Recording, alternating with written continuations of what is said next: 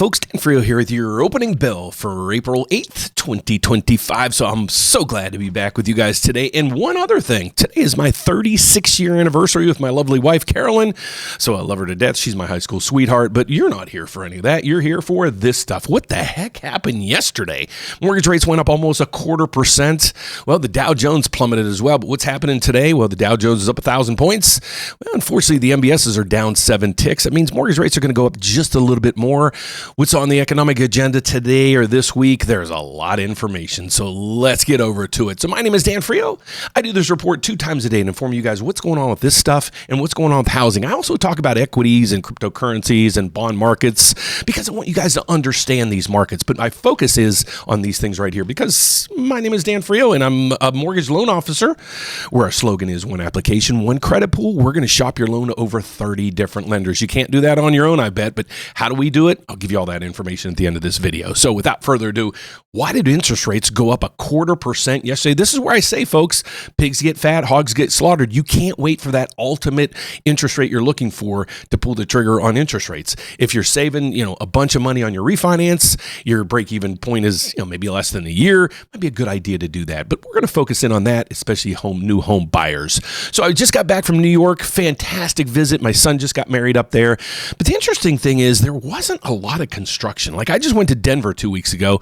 There is construction everywhere. I live in Chicago, construction everywhere. I went to New York, and now I can see where if existing home sales aren't there, the new construction market, especially in New York, is really tough. So let's get over to see what's going to happen this week in the markets. So without further ado, let's get to it. Right now, we got the Dow Jones up 1,000 points. So it's basically just a seesaw effect. What's going on? Well, some of the countries are starting to come to the negotiation tables.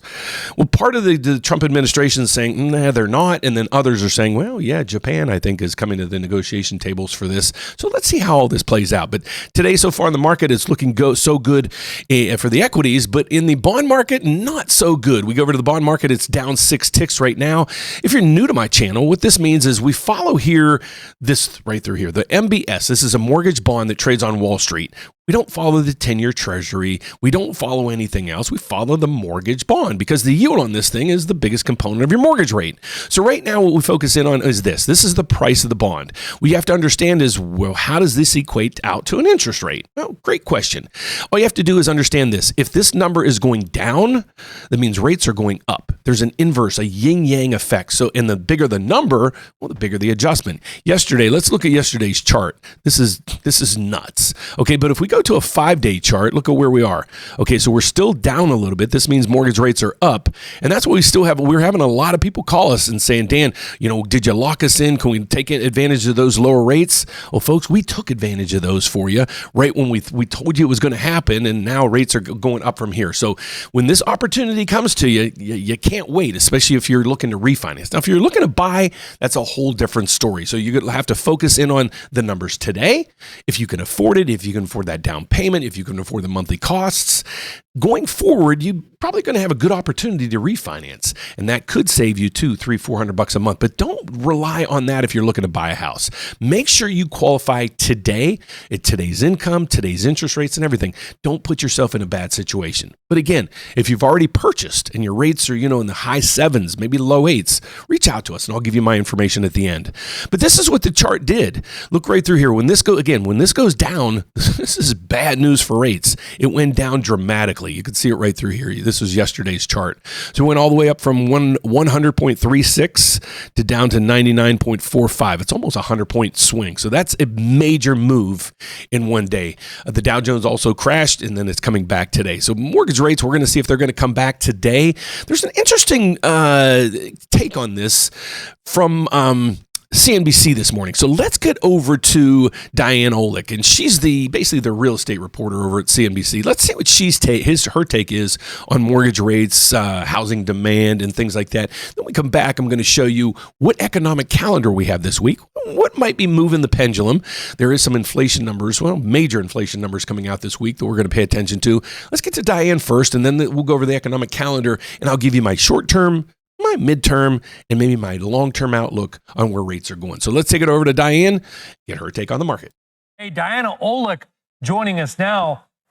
Diana, let's do this as opposed to Tell us what's happening right now, but also give us kind of a lesson in how the mortgage market moves when you have these kinds of rapid and violent changes in rates. Well, it's really actually hard to tell, Brian, because we only get one read on mortgage rates per day. We get that from Mortgage News Daily. Actually, CNBC gets that every morning because Mortgage News Daily runs those morning numbers. But usually others will get that weekly rate. We get that from the Mortgage Bankers Association and from Freddie Mac, and that's kind of a general look at the whole week. But on this daily one, we've seen a lot of, day-to-day volatility, as of course we have in the stock market. So after falling last week, the average rate on the 30-year fix actually took a big leap higher this morning because, again, of those rising bond yields. It rose 15 basis points to 6.75%. But I would also note that Friday's early rate was revised higher later in the day, again, because of bond yields. So any upside to that huge stock market sell-off for mortgage rates is now erased. In the rates, at least. We're right back to that very tight range that mortgage rates have been in really for the last month and a half. But if you look and go back to the start of this year, rates were over 7%. And then they dropped sharply in February. During February, pending home sales, which are a measure of signed contracts on existing homes, so that's people out making deals when rates were dropping, they only rose 2% from January despite a lot more inventory on the market. And they were still close to 4% lower than last February.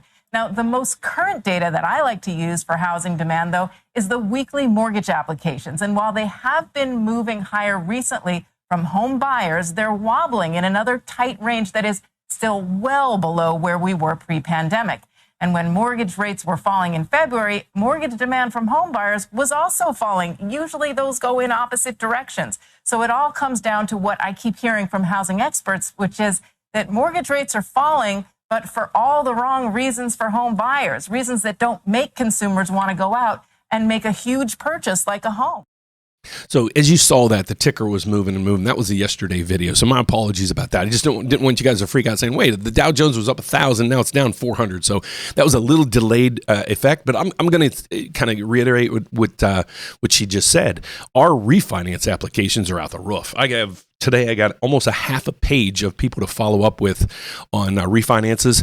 But on the purchase side of the equation, I think we got maybe 2 contracts over the weekend. Usually we'll get 3, 4, 5. Especially what's odd is this time of year. Usually right when you see, after the Super Bowl, usually you start seeing the activity of home purchases going up. But this year's a little weird because of all the Trump, administration moves and everything. I think a lot of people, like Diana was saying, they're just sitting on the sidelines saying, well, we're going to see how all this dust settles. So again, my thoughts on rates, and I'll get to that in a minute. I think we're going to be around 6.75 for a while. This was a huge move yesterday. Are these going to reprieve and come back? We'll focus in on that here shortly. But let's get over to what the Federal Reserve is supposed to do. Let's get over to our economic calendar for this week. Really, today, there's nothing. Consumer credit came out. That's down, which is fantastic. We have on Tuesday really nothing coming through. The FOMC members, you got to remember, when an FOMC, what this FOMC means is the Federal Reserve. When a Federal Reserve member speaks, especially in front of the public and the mainstream media, you have to really focus in on what side of the kind of the equation are they? Are they a dove or are they a hawk? A dove's always saying, well, we should cut rates. A hawk's always saying, well, we should raise rates. So, you have to really pay attention to who's talking. But then as the week goes on, we have on Thursday, we have the CPI. That's what I usually focus in on. That's consumer inflation. Just think of the C on the front of that as consumer. Then on the next day, we have PPI. Okay, think of P is the producer. So we got consumer inflation coming in on Thursday, and we have producer inflation coming in on Friday. So that's the main focal point that we're going to be focusing in on this week. There's not a lot of data coming in between then. Well, on this side of the equation. On the administration side of the equation, who knows what's going to happen today. So that's what we're seeing so far in that market. Let's get over to the Federal Reserve. This is a lot of things that they focus in on. They focus in on, where the PCE is, the inflation numbers. Well, I usually focus in on the CPI and the PPI. So some of these numbers are going to come in this week. We're going to look at the unemployment numbers and GDP. GDP just recently came in. It down-ticked, but all these numbers are pretty darn good. We had the unemployment rate last week tick up, and that was kind of freaking people out. But you also had a number that came in over 200,000. Over 200,000 people got new jobs. That wouldn't, to me, say that's an employment market that's crashing. So those are some of the things that I focus in on. And I just focus in on what the actual numbers are coming in at, not what analysts are expecting, and half the time they're wrong anyway. So I focus in on these things, and that's the why. I try to figure out in the long run and help you guys what's going on with these things. So what's going to go on short term, it's really hard to tell. So when you see a number that you like, especially if you're refinancing, if you see that number you like, don't wait till the next day, because this stuff can happen. But the tough thing is then when you lock in and then the rates go down, what do you do? So unfortunately, you're just going to have to pick your spot. If you've already locked in and you want me to check in and see if that rate good for you, is there something out there better? I'll give you all my information at the end. So let's go over a short term, a midterm, and a long-term projection here. And I won't go out too long, but my midterm projections are some of the economic news that's going to come in this week. I think is going to be really favorable, especially the CPI and the PPI. Last time it came in, and it was actually dropped down 0.1 to 0.2 across the board on both of these. And I think that's going to stay steady there. We have energy prices, especially oil, which just dropped below $60 a barrel. It ticked up a little bit today. You can see it right through here. Let's see. Oil was at $61 a barrel. Remember not too long ago, I'm like, okay, when this goes over $70, $75 a barrel, it gets inflationary. We have oil down below $60 a barrel. So that's going to help tremendously on the inflation front, because everything basically is produced, manufactured, shipped with oil. Believe you like it or not. So that's what's going on this side of the equation. So that's my. Let's move over now. We got the news. That's really not that much. We're going to get CPI, PPI later this week. There's really nothing yesterday, today, and tomorrow. So what's my expectations? Well, if I have a client right now, I'm probably going to lock them in. If new people are coming on board, and I got probably 1, 2, 3, 4, 5, 6, probably 15 people to call today and looking to refinance. So if you're saving a good amount of money and it makes sense, don't try to time the market. But if you're locked in and you're like, hey, Dan, can you help me out and do a little bit better? Let's get over to what I do and how I do things. First off, let's look at short term. Short term, it's going to be all over the map. So plug in and lock in when you can. Okay, because I don't know what's going to happen tomorrow. Is Japan going to come to the table? Now they're talking maybe they might come to the table with some negotiations, and all this is being, yes, no, it's not happening, it's going to happen. So that's where we're at right now with the news. So as things settle, what am I expecting? Well, I'm expecting this kind of to be the high end. I don't see us going back to 7% unless some anomaly happens. There's some major shocks and all, but again, that happens daily right now. My expectations are on a midterm, we're going to be right about 6.75. On the longer term range, out to the end of the year, it's going to be completely dependent on tariffs. But I'm going to go out on a limb and say this: I think the tariffs are going to, in a long-term effect, or over 6 to 8 months from now, they're going to actually be positive for our economy. I think it's going to bring a lot of people to the negotiation tables. It's going to bring down prices long run. Short term, it's going to be a hiccup. It's going to be a major hiccup. I talked to a lot of people at the wedding this weekend, and I know people from manufacturing, in the automotive section, in manufacturing, industrial, financials, and everything. They're just like, a lot of people so far, right? Even though when they knew the tariffs were coming, they already pumped in the price increases. So I think a lot of price increases are already seen. Our company's going to continue to increase above that. That's going to be the question that we're going to focus in on. Our company's going to increase their prices once for the tariffs and then say, maybe we can do this once again and keep trickling up those prices like they did during COVID. Like that $1 Happy Meal is like $5.99 now. It's freaking crazy. So that's what's going on. Midterm, it's going to be dependent, but I'm going to say we're going to be around the 6.75 range, okay, for the midterm. Long term, I'm saying at the end of the year, we should be about 6.25 to 6.5. So we're going to range between 6.25 and 6.75. That's my basically goal. I think this is a hiccup. Just like the markets right now, you're seeing the Dow Jones, up 1,000 points. It usually doesn't trade like this, folks.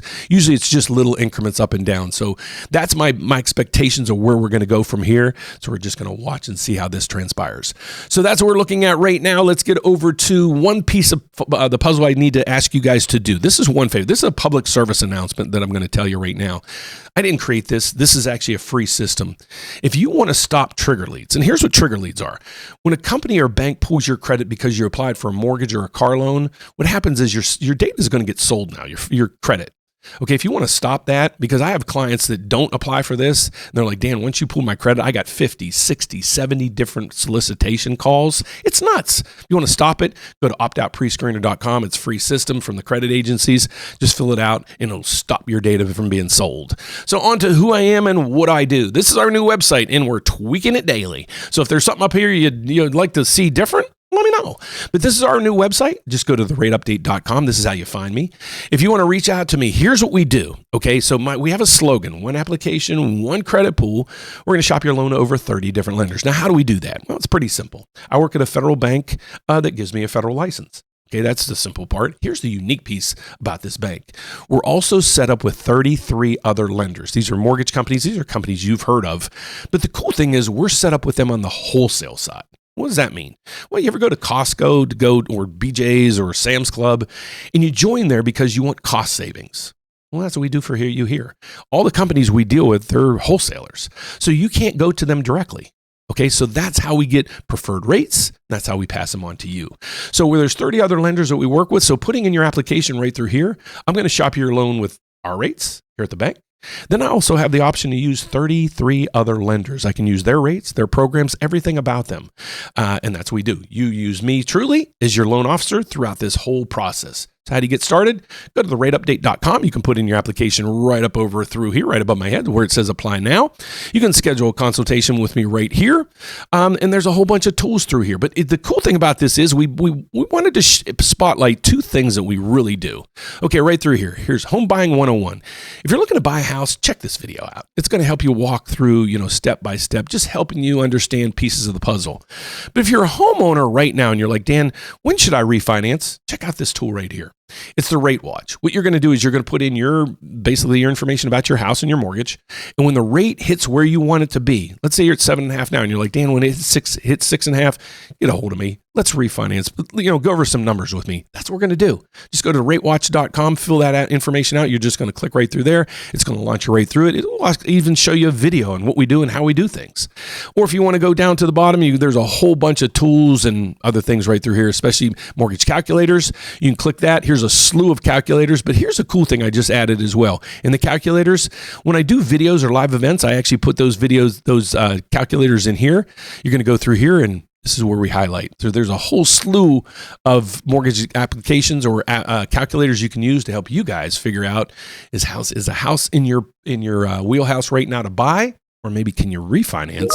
Should I refinance and save some money there as well? So that's my report for today, folks. So right now we have the bond market. It is minus 15. So rates are getting crappy again. So that means mortgage rates are going to go up a little bit more. Big spike in the market. Let's see if there's any big news out there. Nope.